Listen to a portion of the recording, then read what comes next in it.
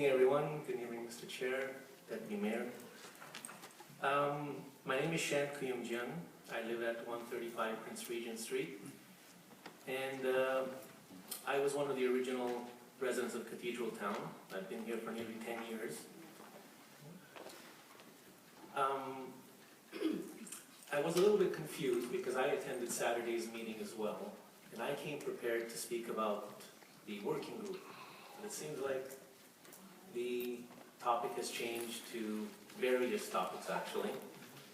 So I'm going to try to revert back to the working group and try to get my point across. So last month, I and a group of residents had an opportunity to address City Council and express our personal concerns, views, and frustrations with regards to the Cathedraltown development. At the conclusion of the council meeting, City Council proposed and recommended that a working group be established in order to address the dozens of complaints related to deficiencies and the missing features in the community, which were included in our sales packages. And we also discussed the poor planning concerns that the residents identified and that we shared with you guys with respect to traffic, parking, schools, and green spaces. By the end of the meeting, City Council suggested that a working group be established in order to deal with these complaints. City Council received applause from over 160 residents. And we left the council chambers with a sense of victory and that finally our complaints and our concerns and our anger and fears that we were cheated were to be addressed finally after 10 years. So today, nearly 1 month later, we're all back here to review and discuss the terms of reference of the proposed working group. That is now offered with a condition that we approve phase 1 first before the working group can start. And furthermore, it is our understanding that the working group is being established to deal with now the future developments, meaning phases 2 and 3. So here we are again, deferring the wishes of the residents, the entitlements of the residents. Like, when is this going to stop? You know, I heard some very encouraging words from some of the councillors. Thank you very much. But as one of the other gentlemen in the audience said, this is a lot of political rhetoric. We need action. We can't wait another 2, 3, 4 years to get that so-called lake operational. The reality is there is no lake. We're dealing with a pond. There's a lot of limitations. The TRCA is not going to easily allow this to go through. It hasn't for 10 years, and there's a reason. It's not possible. And everybody's kept quiet, don't want to talk about it, but we're talking about it now. So, the working group is still not addressing the concerns of the residents, which are deficiencies, missing amenities and features should be addressed immediately and prior to granting the developer any new permits. That's got to be a condition. No permits until you finish what you started. Yeah. Okay?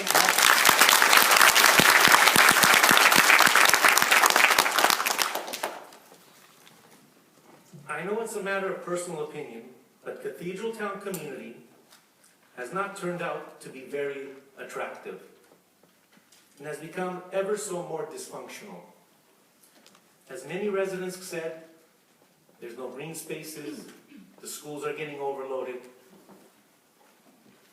Councillor Hamilton pointed out that the developer and the city don't get involved with schools, but I have to wonder, when York Region School Board decides to put schools, where do they get their demographics from? They have to get it from somebody. So you guys must have some input as to how many schools should be built in a new subdivision, okay? Maybe I'm wrong, but there's got to be some correlation between building a subdivision, the demographics, and the number of schools. That's right. So, in my opinion, the damages have been done, and in many cases, there are parts of the community that cannot be repaired. It's beyond repair. The city planners and the developer screwed up big time. No thought, no due diligence, no critiquing, just build, build, build, sell, sell, sell. Yep. Who cares about the vision? Who cares? We care. That's why we're here today. We were under the impression that the working group was going to be established to review the present deficiencies of the previous phases and come up with solutions to correct, build, and beautify the existing neighborhood. In my opinion, it should not be the responsibility of the residents of Markham to be involved in a working group, especially for phases 2 and 3. Another vision down the road, maybe it's going to happen, maybe it's not going to happen. I'm going to spend my time, you're going to spend your time on something that may never even happen.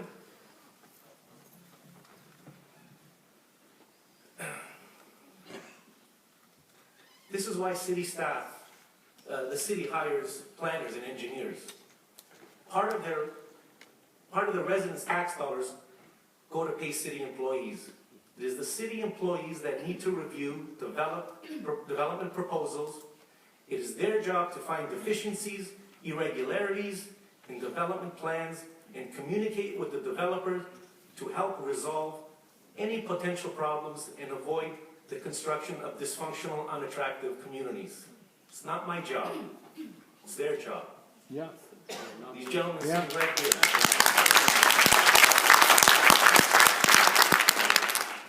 I think they have enough experience. They've built enough communities here, some very beautiful communities. But when it comes to Cathedraltown, I don't know, guys, what happened? The city of Markham has an obligation to its citizens and for those migrating into Markham to make sure that developers that which they allow to operate in their jurisdiction are honest, ethical, and follow a strict code of conduct in order to protect home buyers. Many of us residents are beginning to lose faith in the city. And now we question what the city's motives are. Should newcomers migrate into Markham? Or should they hesitate? Should they be cautious of buying a house here? I ask you, should they? I think we should, after what we've experienced. Residents have the expectation that city of Markham, with all its high standards, would expect that the city would have a mechanism to protect new home buyers from being taken advantage of potentially delinquent developers. We, the home buyers, just want to enjoy our lives with our families and our communities, just like other residents in their communities. We did not buy a house in the city of Markham so we could dispute and challenge the development process, nor did we move here in order to engage with the city and the developer with their planning strategies.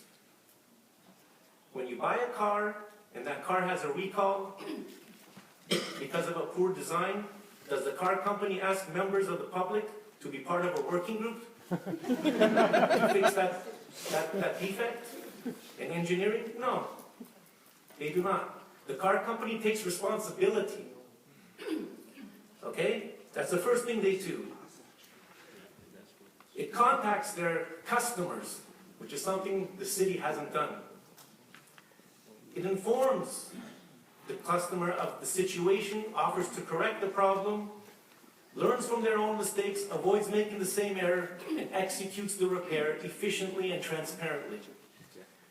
This is why I would expect the city to be dealing. They said too much.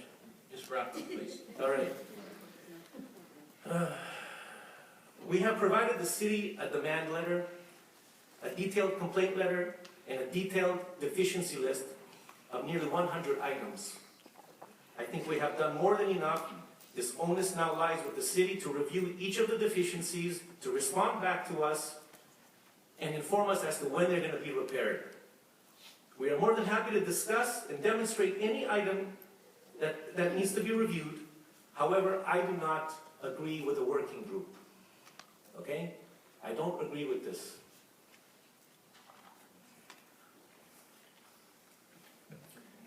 We have done nothing wrong. We are the victims here. Yeah. We paid full price for our homes. The city and the developer have had ample time to complete everything. This institution which sits before us should be apologizing to us. Yeah. Yes. Yeah. Begging you guys to listening and having you listen to us. You guys should be saying, we're sorry, residents. We're going to fix this. I asked City Council to reject this silly notion of establishing a working group for Phase 2 and 3. Instead, I ask that you immediately execute the deficiency list, and in light of all the errors made thus far at Cathedraltown, take into account the reality of living in a suburb, and with little transit, no subway, winters, we're not going to get rid of the cars, guys. They're not going anywhere. I ask that council reject any application that veers away from original CDP design and its figures, not to approve any applications that suggest increased density and the number of cars, reducing parking and reducing green spaces.